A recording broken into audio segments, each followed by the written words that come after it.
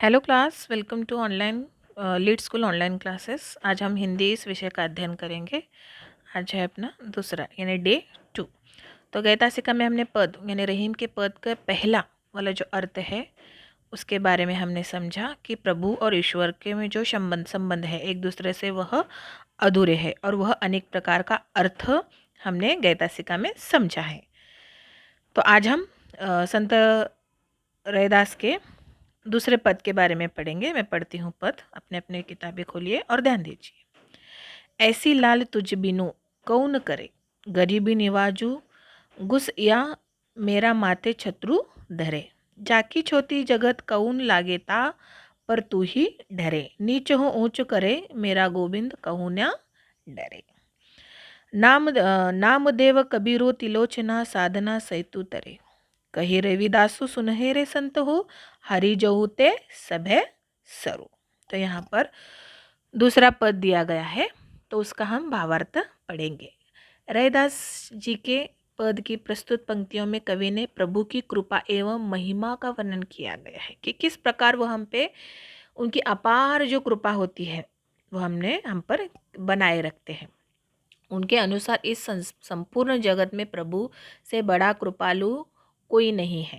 यानी हमें देखने वाला, हमारी जो भी हमारी प्रार्थना है वह प्रार्थनाओं को सुनने वाला जो होता है वह अपने प्रभु, अपने ईश्वर होते हैं। वे गरीब एवं दीन दुखियों को समान भाव से देखने वाले हैं। यानी वह अमीर है तो उसे ज़्यादा देना, उसे ज़्यादा उसकी प्रार्थना जल्दी सुनना, या वह गरीब है तो उसे देखना नहीं, ऐसे नहीं करते। तो सभी को वह अपनी समान प्रार्थना में तौलते हैं। आगे देखो, वे छूत अछूत में विश्वास नहीं करते हैं और मनुष्य मनुष्य के बीच कोई भेदभाव नहीं करते हैं। इसी कारणवश कवि को यह लगता है कि अछूत होने के बाद भी उन पर प्रभु ने असीम कृपा की है। यानी इतनी अच्छी कृपा की है, इतना अच्छा दिया है कि वह अछूत है। यानी जो जिसे छुआछात नहीं की जाता है, जो नीच धर्म का यानी नीचे जो धर्म जिसे कहते हैं वह होता है, उन पर भी उन्होंने अपनी कृपा जैसे अच्छे जाति वाले को किया है वैसे उसके साथ भी किया है, ऐसे संत रैदास जी कहते हैं। प्रभु की इस कृपा की वजह से कवि को अपने माथे पर राजाओं जैसा छत्र महसूस हो रहा है। यानी मानो ऐसा लग रहा है कि वो एक प्रकार के राजा है, और राजा जैसे अपने सिंहासन बैठने के बाद या अपने महल में बैठने के बाद महसूस कर होता है, वैसे कवि को लगने लगा है। कहाँ पर? जहाँ पर भगवान का वास होता है वहाँ पर बैठने के बाद। रैदास के पद की इन पंक्तियों से पता चल रहा है कि कवि खुद को नीच एवं अभागा मानते हैं। उसके बाद भी प्रभु ने उनके ऊपर जो कृपा दिखाई है, कवि उससे फूले नहीं समाये हैं। यानी खुशी से वह थम नहीं रहे हैं। प्रभु अपने भक्तों में भेदभाव नहीं करते हैं। वे सदैव अपने भक्तों को समान दृष्टि से देखते हैं। वे किसी से नहीं डरते एवं अपने सभी भक्तों पर एक समान कृपा करते रहते हैं। प्रभु के इसी गुण की वजह से नामदेव, कबीर जैसे जुलाहे, सदना जैसे कसाई, यानी सदना यानी एक प्रकार का कसाई है, सैन जैसे नाई एवं त्रिलोचन जैसे सामान्य व्यक्तियों को इतनी ख्याति प्राप्त नहीं हुई है।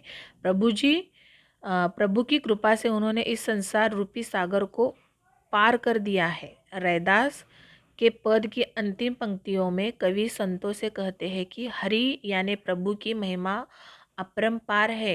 यानी कभी वह ख़त्म नहीं होती है। वो कुछ भी कर सकते हैं, यानी अच्छे के साथ अच्छा भी कर सकते हैं, या बुरों के साथ बुरा, या बुरों के साथ अच्छा, या अच्छों के साथ बुरा। ऐसे वह अपनी महिमा सभी को एक समान देते रहते हैं। तो आज का यहाँ पर हमने पद का पहला भाग और दूसरा भाग यह दोनों हमने पढ़ा। तो कल मैंने गैतासिका में यानी डे फर्स्ट में मैंने आपको 10 शब्द तीन बार लिखने के लिए कहा था। अभी 10 शब्द होने के बाद जो आगे के बचे हुए जो शब्द और उनका अर्थ है वह अर्थों को 3 बार आपको नोटबुक में लिखना है। और आपके जो प्रश्न उत्तर होते हैं, यानी यहाँ पर ख़त्म होने के बाद, कविता ख़त्म होने के बाद जो प्रश्न उत्तर है उन प्रश्न उत्तरों को भी आपको लिखना है अपने नोटबुक में, और लिखकर उसका PDF फाइल बनाकर मुझे ग्रुप में सेंड करना है। धन्यवाद।